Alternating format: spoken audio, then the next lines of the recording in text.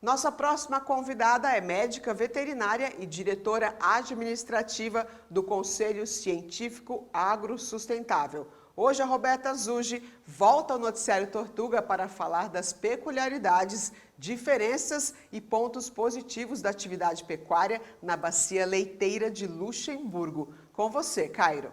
Isso mesmo, Márcia. Estamos aqui mais uma vez com a Roberta, lá direto de Mersch, em Luxemburgo, para conversar com a gente sobre pecuária. Bem-vinda ao programa Noticiário Tortuga. Eu agradeço o convite, é um prazer estar aqui com vocês. A gente que agradece mais uma vez aqui pela sua presença e hoje nós convidamos a Roberta para contar para a gente um pouco mais sobre a experiência dela com a pecuária aí em Luxemburgo e para nos dar aí algumas dicas de como que a pecuária brasileira pode aprender também com a pecuária europeia. Roberta, primeiramente conta mais aqui para a gente, para quem está nos assistindo, como que funciona a pecuária aí na região onde você está? Quais são os principais manejos, as principais categorias produtivas?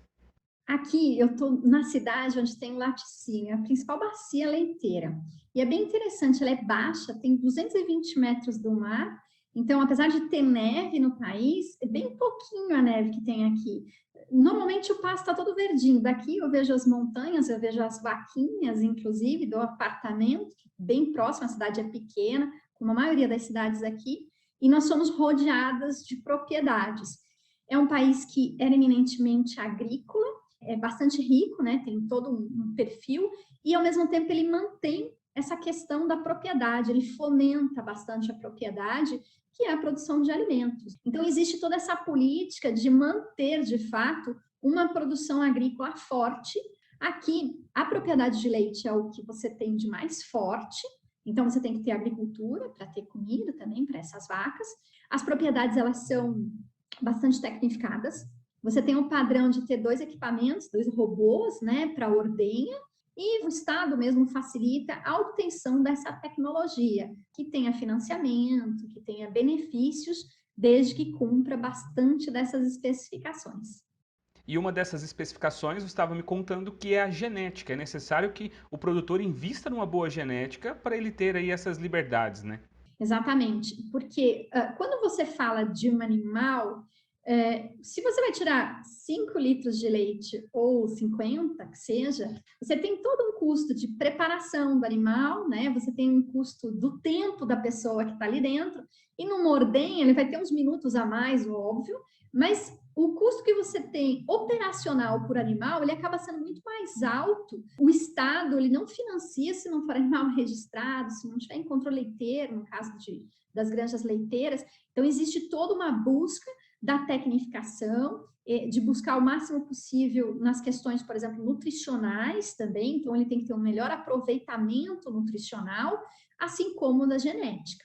E olhando para a pecuária brasileira, qual que é a comparação que você pode fazer e a lacuna que os produtores brasileiros eles precisam olhar com mais cuidado para que eles aumentem a sua produção, tenham uma produção mais sustentável?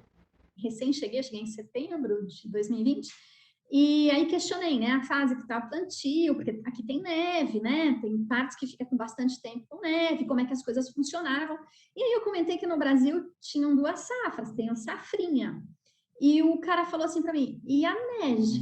E lá neve? Eu digo, que neve, né? Ele falou, você consegue plantar o ano inteiro? Eu falei, a gente pode plantar o ano inteiro. Então, talvez algumas dificuldades, que é o que existe aqui, porque uma fase do ano, para muitas regiões, ele está completamente coberto, você tem que ter um lugar para os seus animais, não tem comida disponível.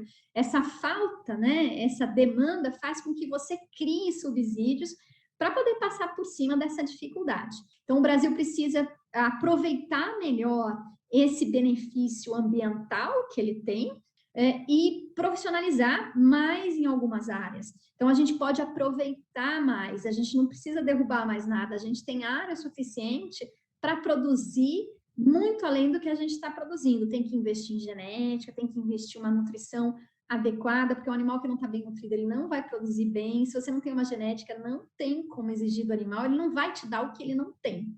Então, a gente tem que selecionar os rebanhos também para que tenham melhor, para que a gente tenha um melhor resultado. A pecuária brasileira ela tem ganhado um boom aí tecnológico nos últimos anos muito forte. A gente sabe que no Brasil a agricultura ela caminhou um pouco mais rápido nesse sentido. E você citou aí sobre a produção familiar. Mesmo essa produção sendo familiar, vindo de geração em geração, as gerações mais antigas ainda tomando a maioria das decisões, eles não têm essa dúvida de usar tecnologia, eles não ficam aí com receio de trazer novas técnicas de manejo, novos equipamentos para dentro da produção? Existe ainda muitos produtores que demandam bastante tecnologia pelas questões que eu escuto, que eu leio ali, mas a gente já vê que ele busca mais essa informação. E uma coisa que me deixa bastante contente é ver a quantidade de jovens que querem manter. Eles saem, Luxemburgo é um país pequeno, não tem faculdade veterinária, não tem de agronomia, eles terminam o ensino médio aqui, e eles saem para fazer faculdade na Alemanha, na França, e eles voltam, né, fazendo agronomia, ele volta para cuidar da propriedade. Então, você tem a fixação mesmo do homem no campo, você tem as facilidades, o cara tem internet. Se você tem uma rede de apoio, que ele de fato tem um contato diário, o que as redes sociais hoje trouxeram para esses jovens, você acaba fixando mais. E ao mesmo tempo pode levar a tecnologia, né, o conhecimento. Então, isso facilita. E esse boom que você comentou, de fato, primeiro, a agricultura tem que ir, porque quando a gente fala de pecuária, a gente fala de ciclos, né? Então, você demora para formar uma novilha melhorada diferente de você comprar uma semente, né, melhorada e já plantada, você tem um resultado direto. Então, o melhoramento dos rebanhos, eles de fato, ele demanda mais tempo do que a agricultura.